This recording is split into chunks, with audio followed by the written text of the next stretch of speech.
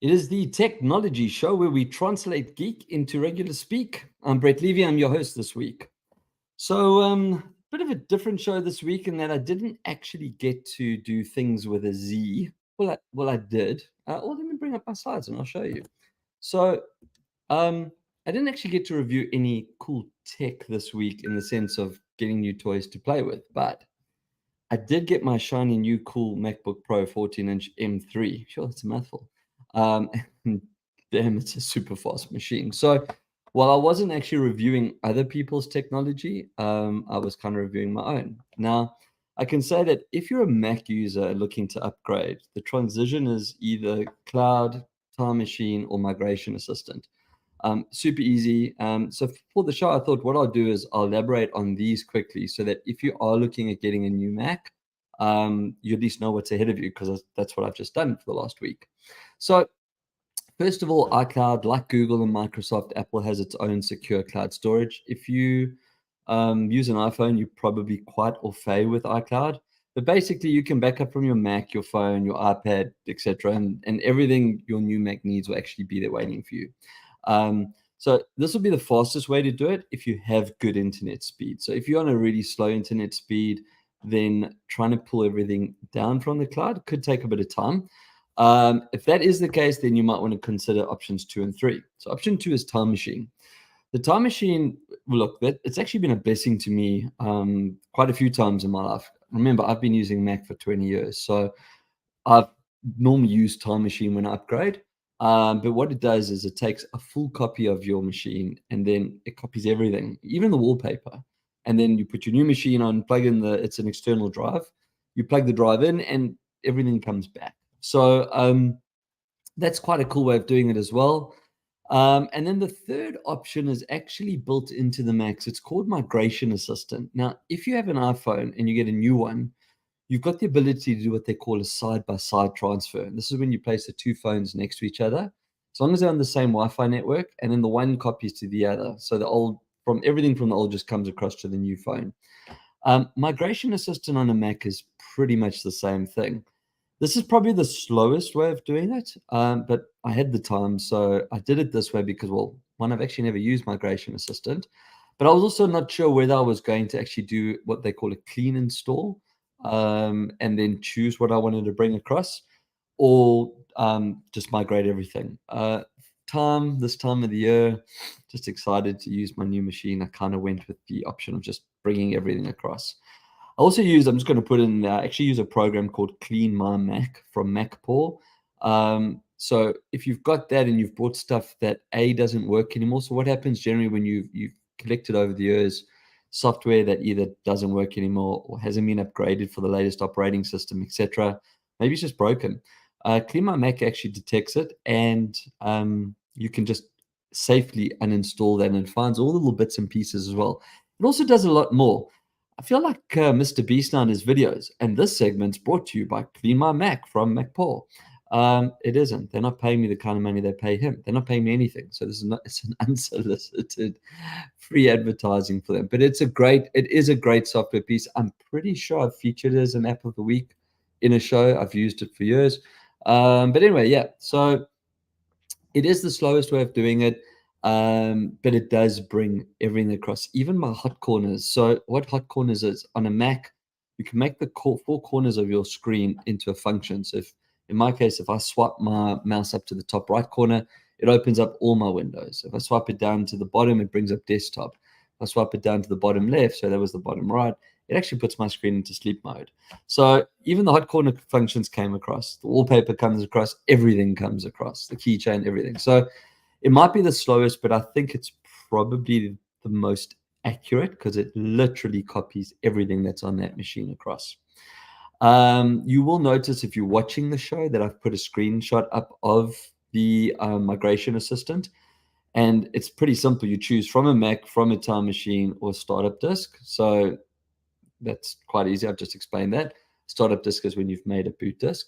From a Windows PC, so that's quite interesting. Or to another Mac. So on the one that I had, I just went to another Mac, and then on the one on my new Mac, I just from a Mac. So seamless, super cool. There were no issues. Yeah, so that's kind of things with a Z this week. It is a nice shiny new toy, but yeah, it's not one. It's not one that I got to actually review. It's my work toy. So on to tech news. Oh, this is a juicy one. So NVIDIA has been sued after a video call showed stolen data. Now, there's a rule for video calls at work, especially with the work from home culture, right? One, put on a shirt. Two, put on pants, actually, because sometimes you do stand up in a call. And three, close any files that you don't want other people to see before starting to share your screen. So, according to a lawsuit that's been filed against NVIDIA, there was a staff member by the name, I say was because he's no longer, Mohammed Manazrazaman. I don't know if I pronounced that correctly. But he kind of made this error, and basically he was giving an online presentation to a team from his former employer, which is Valio. They're a car technology company, and Valio claims that he accidentally displayed a file proving he stole tech secrets. So they've also claimed, Valio's claimed that he took the source code behind its parking and driving assistance software. So this is an area that NVIDIA has been trying to expand into. So obviously, this guy was probably speaking to Valio about working together, and they saw the files. Now, Manazrazaman Mohammed, let's just call him that, was convicted of stealing the data, and this now has actually led to Valio launching a suit against NVIDIA itself because it's claiming that the tech giant has now benefited financially from stolen trade secrets.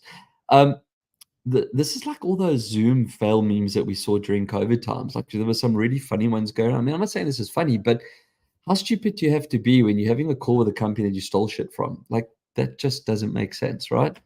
Anyway, yeah. Um, what have we got next? So we got a nice Christmas present for the staff of Spotify. They're about to cut 1,500 jobs. It has been a bit of a brutal year for tech. I think everyone's cut. Amazon, Facebook, Google. I don't know. Everyone. I think everyone in tech space is cut, which is weird because after 21 and 22, we became more digitally centric than ever before. But I also suppose there's no need to have people in the offices because, well, people aren't going back to the offices. But still, just before Christmas, I mean, we're what, the 6th of December today? People are planning holidays and festive times and that, and they're probably getting cut, or not probably. 1,500 people did get cut. So, thoughts go out to them. As I said, a lot of tech companies have been cutting this year. Hopefully 2024 sees a bit of a change. Maybe now with this whole big growth in AI and all the new AI tools that are coming out, there might be jobs available for these people. Anyway, let's see what happens. But yeah, it's a bit of a shitty time of year to do something like that. Anyway, now if you're watching the show, I got a picture of a computer with the Union Jack on it, the British flag. So the UK wants to require facial scans or photo ID to view online porn. So they've put a draft bill proposal. It's called Ofcom, which is the UK's Office of Communications, and they've proposed. So don't stress people in the UK. It's only a proposal. It's not legislated yet. But the proposal is to try and help curb access to content for people under the age of 18. Now, don't get me wrong. I don't think minors should view or participate in porn. And I'm talking about, obviously pedophilia and everything that comes with it. I mean, there's nothing good about that in any way, shape, or form. But let's just think about this for a second, right? People are not going to provide Face ID or ID confirming that they watch porn. It's just not going to happen. It's a stupid idea. It's one that's actually going to make things probably worse online because now what will happen is people are going to try get their little naughty fix using VPNs or other methods and like they might go to the dark web or find a website that's actually a scam site. So now because they're trying to do something which they're actually allowed to do because this is Face ID for everyone, people over the 18, obviously. But now because they're trying to dodge not having to put their ID or anything like that in, they're going to land up on sites that could actually be dodgier, where they might get scammed for their money. A lot of these porn sites like charge and they sell stuff there as well. So now you're going to go to a site expecting, or it might be normal that you put your credit card in for something. take OnlyFans, right? You got to pay for their content. So they come across a site that they have to pay for, but actually it's not. It's just a scam site. So putting that kind of law in could actually see more people falling victims to scams and that. So I reckon, people in Britain within the legislation, let's try clean up your royal family and their shenanigans and all the other weird shit before worrying about who's watching stuff online. I got a better one. Let's leave parenting to parents, right? Like, that's a parent's job. That's not your job. Let the parents worry about what their kids are or aren't doing online. By all means, police the industry. Make sure that the industry is not using children in their content that are under 18, and verify them however you want to do it. But yeah, let parents parent themselves. And you know what? We're adults. We can watch whatever we want to watch, whenever we want to watch it, as long as what we're watching is legal. Next. This is super cool. So the band Kiss, the rock supergroup, I think it was last weekend, it was a Saturday night. They've just ended their world tour. So this was their final tour. I'm pretty sure it's their final tour. We have had bands in previous tours go around the world one last time, and then 2 years later, one more last time, and then 2 years after that. Okay, really, the last time. Rolling Stones is actually one of those bands. In fact, I don't think they ever said that's the one last time. We just expect it to be one last time. Anyway, back to Kiss. So why does Kiss in their last show make it onto the Technology show? Well, the band's now ended live performances as humans, but the show will actually go on through the creation from a company called Pop House Entertainment out of Sweden, and ILM, which is the George Lucas film company. They do all the interactive stuff. So the last song of the concert was actually the first of what they're calling Kiss, the new era, and it was actually all performed digitally. So they've actually taken the band. There's some really cool videos. I'll see if I can find the clips, like little Vimeo clips showing the interview behind the band and how they did this. But they put them into GIMP suits. I suppose they could have just worn their existing latex outfits that they always wear. They put sensors on and cameras and everything, and they filmed all their actions, their voices, etc., etc., obviously using AI. And they now can create live concerts of Kiss. But they've also made Kiss into like these superheroes, like Gene Simmons. That's the guy with the long tongue. He's got like flames and stuff coming out of his eyes, and he's like flying, and his boots got these monster eyes on them. It's really cool. It's like, even if you're not a Kiss fan, you probably know one of their songs. You've heard your parents sing one of their songs, or you've stumbled across it. They've been in millions of movies as well. But really, really it looks super cool, like a really cool super use of tech. What else we got? Okay. So Super Nintendo World. Now, my son has been dying to go to Japan. So kind of Japan's been on the discussion point in my household for a while now. And, we're trying to work out the time of years to go. So if they're watching the show, if my wife and my son are watching, if we are going to go to Japan next year, we need to go in spring. Because Super Nintendo World in Japan has just announced that they're about to open Donkey Kong Country. And basically, so if you've ever been to a Universal World or Disney World, like they have areas, like all different areas. So they're going to open this Donkey Kong Country area. And one of the experiences is going to be the Minecart Madness ride. So in the game, if you're in the minecart, you actually go like on this cool little minecart, and apparently you're going to be able to jump over a collapsed track. And I'm not quite sure if that means if the cart is actually going to fly in the air and land on the other side. If it does, that's like super cool. If it doesn't, and they do it using some form of trickery, it's still super cool. But you kind of had me at Donkey Kong. So I think that we have to try and have a word with him that if we do go over to Japan, we're going to make damn sure that Donkey Kong World is opened already. That's probably a nice segue into Are You Game? Because that's the end of tech news. Now, I'm not sure if I'm pronouncing this correctly. For those not watching the show, the game that I've been playing and reviewed is called Jusant. I'm going to say it that way because I believe the studio, which is Don't Nod, is French. So it's Jusant. So I'm going to just say it as Jusant or Jusant. I still don't actually know how to say it. It can't be Jusant because Ha is Spanish. So I'm just going to go with Jusant, but I'll spell that again. Jusant. So if you're not watching the show, you won't see the screenshot up there. But what a beautiful game and a perfect finish for my year when it comes to playing games. So it's a game about climbing up a mountain called the Tower. The goal of which kind of becomes unveiled as you play the game. It is a puzzle platform, which is a format or genre that I really like. And it's actually all about you and your quest to climb upwards. It's a very isolated game, and it's in a desolate world, and it's just you. It's not a zombie world or anything like that, right? There's nothing coming out to kill you. It's not one of the games that kind of normally play. It's just you in this really desolate, interesting space. You got this cute little sidekick like character dude made from water or some other liquid. In fact, let me advance the screen, because if you are watching, you'll see he's like the one picture I've got there. You've got this little. So you're this main character, you're this guy. He's nameless. He doesn't have a name. I thought he might be Jusant, but he's not. And then on his head, you'll see there's like this little frog character looking dude, but he's actually made of liquid. He's like made of water. Now, he actually helps you in the game. He's not just there as a design or cute little thing. He actually plays a role in the game with you. Now, you don't just click a button and move up a mountain. That would be boring. That would just be like a platformer.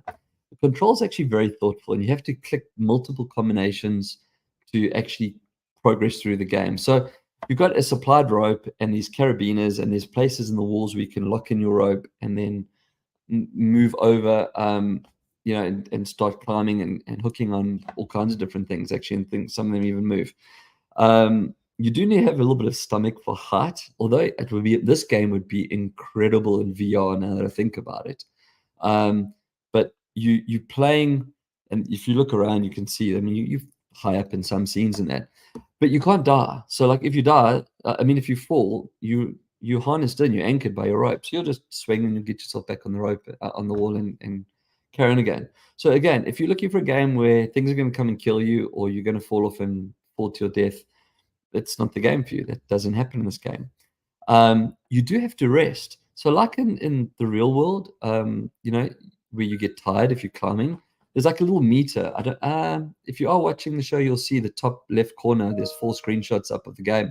It's like a little green meter that's showing how much energy you've still got. So as you climb, it starts to deplete.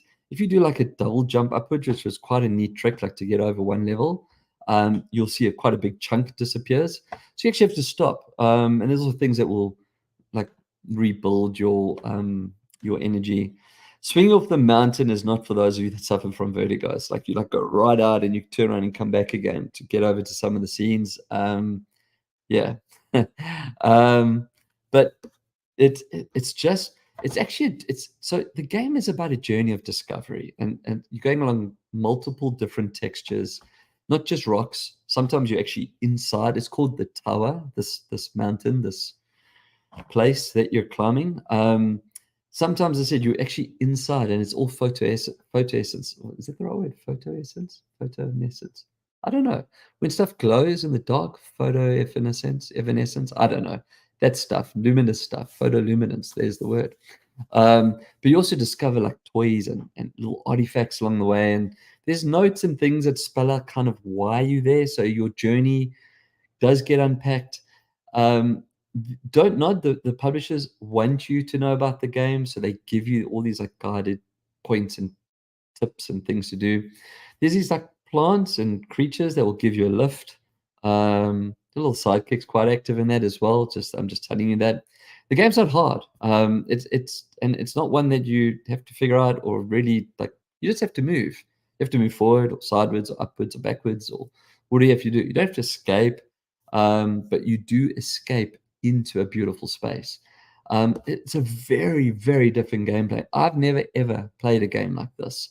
And that's what makes Jusant so special. It's paired with these like meditative sounds. There was a game that I played when I was really young called Myst. You're in this world. It was played first person. So in Jusant, you play from behind the character. So you're watching him climb, and that you're not playing from his eyes.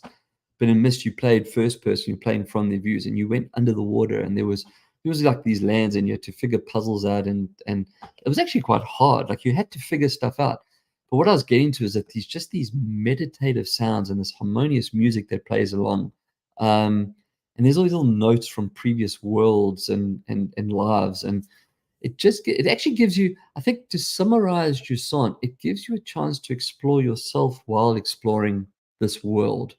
It's quite meditative. So for people that actually have contemplated meditation or trying to maybe just take the foot off the gas for a bit, but meditation's not for them. And I'm actually one of those people. I've tried meditating, and yeah, I can see the benefits of it, but I think the ADHD kicks in, and I just can't sit there in the dark going, or listening to some voice telling me how awesome I am and to breathe and feel the breath. Well, this is what this game does. It lets you meditate in a digital way. You just immerse yourself into the world. You look around. There's nothing strenuous, nothing that really stresses you out. Again, warning, vertigo. I haven't reached the top. I don't even know if I'm close to the top. But I am going to continue playing this until holiday season. So, if I'm looking to just step back for an hour or two, and just want to enjoy, like not have to worry about a shooter or something like that. It's not one of those games that you want to quickly finish. You just want to progress. That's all you want to do. So yeah, Don't Nod Studios, Jusant, available cross-platform. So I play it on PC, but it's available on console. I don't know if it's available on Switch, but mine's in the Steam store and said it's definitely available on Xbox and PlayStation. Couldn't think of the word. I said I'm not 100% sure about Switch. I would assume it would be Switch as well, but really, really special game. So yeah, I would put that if you're looking for something different. Definitely have a look at Jusant. Right, well then that will take us to Q&A. So this is quite a cool question that came through. Just having a look, see where is it? Yeah, there. Okay, so hey Brett, now that the iPhone has USB-C, not the Lightning port, can I use a flash drive to take my photos off the phone? Yes, you can. However, just for all the other listeners out there that don't have an iPhone 15 yet, so for those of you that don't actually have an iPhone and or don't care about iPhone, or maybe have an iPhone and haven't upgraded to the latest 15, one of the big things on the iPhone 15 is it now has a USB-C port, not the patented Lightning port that pretty much every Apple product has. Our good old friends in the EU decided that electronic waste was a problem and that the USB-C port should be the standard. So the MacBooks have been on USB-C for a while. The iPads have been on USB-C for a while. So it was probably just the next step for the iPhone anyway, but this was kind of thing that forced them across. But what I was getting to is you actually don't need an iPhone 15 to take your photos off. If you have iOS 17, so the operating system, now, by the way, you can, if you have an iPhone XS or XR, so not an X, 8, 7, 6 downwards, so XS, which is about 7 years ago, and XR onwards, you can update to iOS 17. And then you can actually plug a drive in and copy your photos off, regardless whether you got USB-C or not. Now, obviously, if you don't have the 15, you will need a Lightning port drive. So you actually get these little thumb drives that have Lightning port on the one side, or you'll need an adapter. Imagine that, a Mac user needing an adapter. You'd need an adapter that would then adapt Lightning port to whatever your drive is. But you not only would be able to copy the files across your photos off, but you can actually view files on your phone. So iOS 17 has an inclusion of a thing called Files. And this is where you can actually read your files on your own on your iPhone. So you can plug the drive and so think about, like, for example, think about content that you have, right, that you might have shot or downloaded or wherever you get it from. You don't have to try and find a way to put it onto your phone. I can tell you about another cool toy for that, and that is an app I've definitely reviewed. Waltr, W-A-L-T-R, no E. So Waltr, if you have a Mac and an iPhone, it's the easiest and best way to get your stuff from a Mac onto your iPhone without actually connecting the devices physically and not going through music or Apple iTunes or anything like that. I think the company's called Softorino. I'll try and remember, and I'll put all this into the post show notes. Anyway, so back to the question. So you can actually plug the drive in using Files. You can open the content and you can read the content if it's compatible with the phone. What you do need to know, however, okay, so the fact that you can take your photos off the drive, let's go back to the question. if you want to free up memory on your phone, you still have to delete them on your phone. Removing the files or copying the files rather onto your file does not remove them from your phone. So if that was the reason for doing it, you still need to go into Photos and delete the photos. At this point, I'd caution you that if you're deleting it off your phone and you haven't backed it up to a cloud, iCloud, Google Photos, etc., or down onto your PC, I hope you have a lot of reliance on that drive and that its ability to not crash or get lost, because then your photos are gone. But the last comment on this, though, is that not all drives will work. So even if you get an adapter or you find a way to connect the drive to your iPhone, if it's not USB-C, you do have to make sure of the following. First of all, there needs to be only one partition. So some people put multiple partitions on their hard drives because they store different things. That type of drive setup will not work on an iPhone. So it has to be a single partition. And then it also has to be formatted in one of the Apple formats. I'm talking about the drive. So it either has to be APFS or APFS encrypted. It has to be Mac or Mac OS extended. It can be exFAT, which is FAT64, or it can be FAT32. I think FAT will work as well. So the 32 and the 64 is obviously the processor in order to work. So yeah, it needs to be one of those 4 formats. So everyone's going, well, you've named all them. Well, there's NTFS, for example. I haven't named that because it doesn't work. And that a lot of the drives are NTFS based because that's what Windows would use. Anyway, so if it's not one of those, you will need to reformat it. There are ways to do that on both PC and Mac. You can plug it in and it will work. I don't know what the PC version is. On Mac, you just go into the disk utility. So Apple Space, or bring up your Spotlight, top right corner, the little spyglass, and just type in disk utility and then plug the drive in and select format or first aid. It's one of the two. The phones will also not support drives that require external power. So most flash drives, that doesn't apply to. A flash drive being a little thumb drive. But if you're using an external drive like a 2.5 or 3.5 millimeter drive, some of those do require external power. Those won't work on a phone. So yeah, I hope that helps. And if that's where we are in the show, then that means we're at the end. So until next time, keep your screens clean and your knobs shiny.